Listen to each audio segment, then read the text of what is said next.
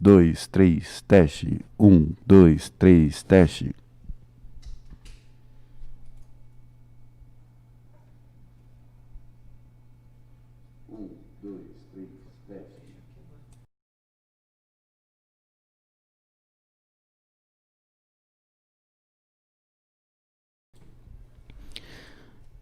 Bom dia, galera. Vamos iniciar hoje mais uma live. Estamos com saudades, esperamos que todos vocês estejam bem. Hoje a gente vai falar um pouquinho sobre democracia, cidadania e artigo 3º da Constituição. Temos a presença hoje da professora Geise, que vai colaborar bastante com o assunto Constituição.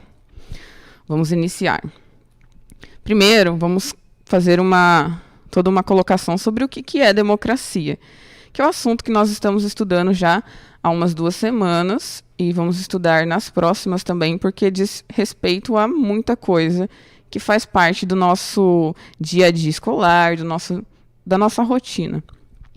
A palavra democracia vem do grego demos, que significa povo, e kratia, que quer dizer governo ou poder. Assim, democracia é o governo do povo. Democracia é um regime de um governo caracterizado pela participação popular. Foi na Grécia que os cidadãos iniciaram um modo de aprovar leis e decidir todos os assuntos importantes do governo, de maneira democrática. Esse modelo de governo deu origem à democracia atual, adotada por muitos países, incluindo o Brasil. Eu não sei se vocês se recordam, mas eu vou trazer agora também, quando eu fiz uma videoaula gravada, na qual eu falei sobre a democracia de Atenas, dos atenienses. Quando a gente fala da democracia, logo a gente já se depara pensando na democracia atual. Mas é legal a gente contextualizar e trazer como ela surgiu. A democracia, ela começa em Atenas. E os atenienses, que eram considerados cidadãos de uma situação toda democrática, eram somente os homens. Espero que vocês se recordem dessa fala que eu coloquei na última videoaula sobre democracia. Só os homens eram tidos como cidadãos. E eles sentavam, conversavam, argumentavam para legislar sobre o que eles queriam decidir. Então, naquele contexto, a democracia funcionava desta forma. Hoje em dia, como que a democracia funciona? A gente colocou que muitas situações foram feitas, leis, para que a gente pudesse chegar no modelo democrático atual, no nosso país. E qual que é a relação que tem a democracia com a cidadania e o artigo 3 da Constituição?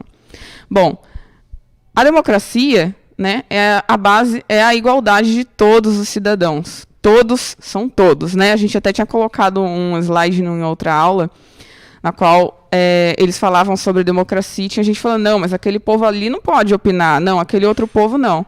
E, na verdade, isso não é democracia. A democracia ela só funciona quando nós temos a igualdade de todos. E esse todos é todos mesmo, sem exclusão.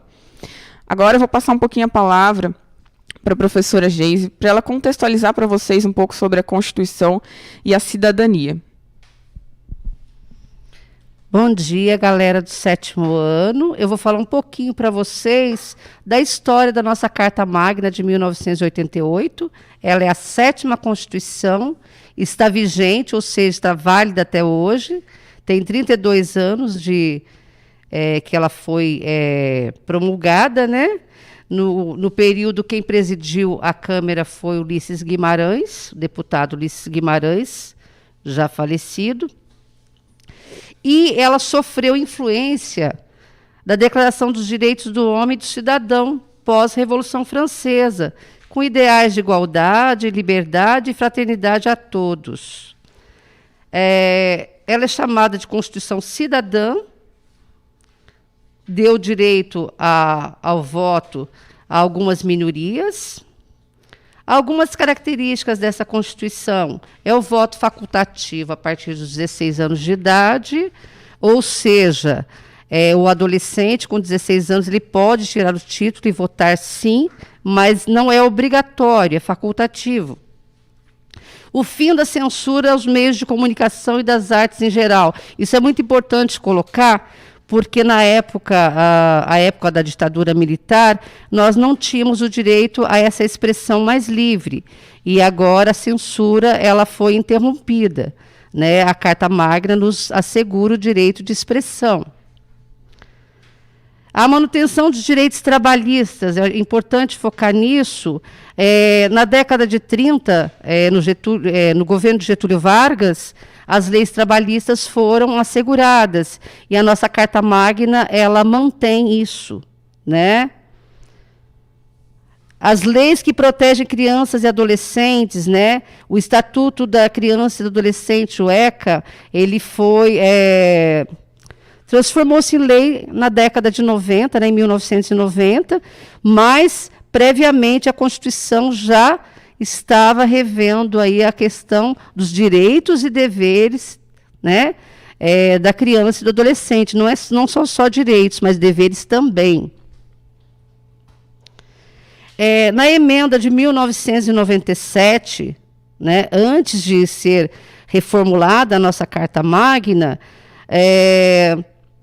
a emenda constitucional, ela assegurou também o governo, né, do chefe de Estado, do presidente, para 4 anos. Antes, o governo ele tinha um mandato de 5 anos. E podendo ser reeleito, né, por mais 4 anos. E isso teve, né, uma relevância também nessa emenda constitucional. A nossa Constituição, ela é uma das mais bem elaboradas.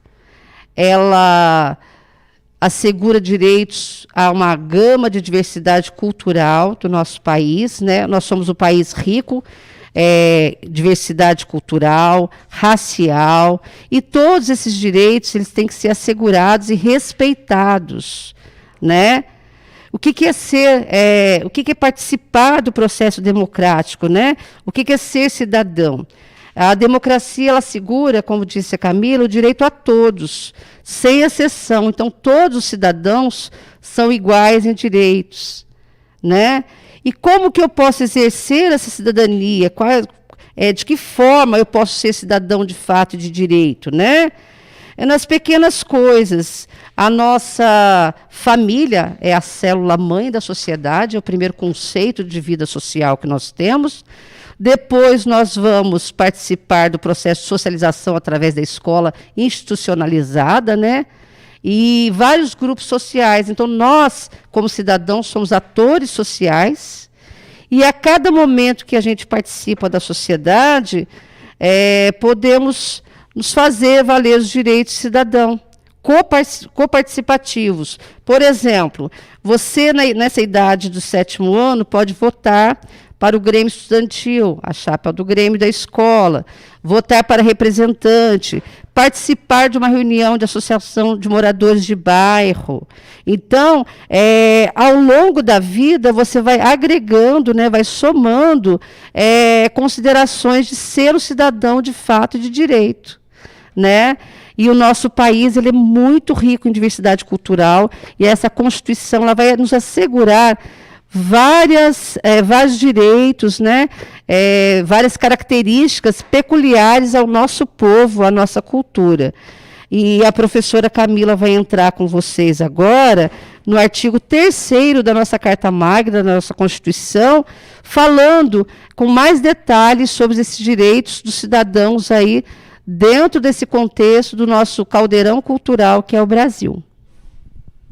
Muito obrigada, professora Geis. Esse bate-papo é muito bom, né? Quando a gente vai fazer uma discussão sobre democracia, sobre cidadania.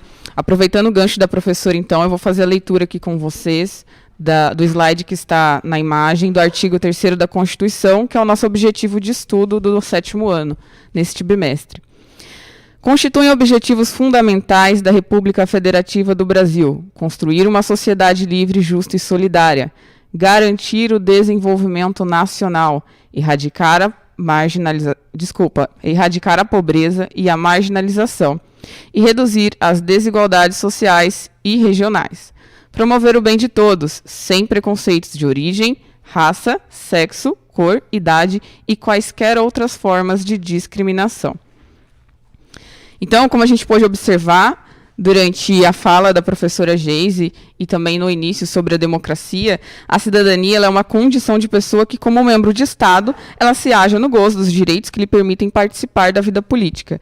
Essa expressão, cidadania, vem do latim civitas, que quer dizer cidade. Antigamente, o cidadão era aquele que fazia parte da cidade, tendo como direitos e deveres porque nela habitava. Atualmente, esse conceito já explora os limites urbanos, podendo ser compreendido no espaço rural. E tem a ver com a pessoa que ela vai poder participar da vida política, como a professora falou, não somente quando a gente fala em votação, de escolha de vereador, de presidente, né, de deputado, não. Na escola, a partir do momento que você pode ter escolhas, você vai ter a sua voz, você vai opinar, argumentar, isso é participar da cidadania, você ser um cidadão. É você usar os seus direitos, certo? Para você participar das escolhas.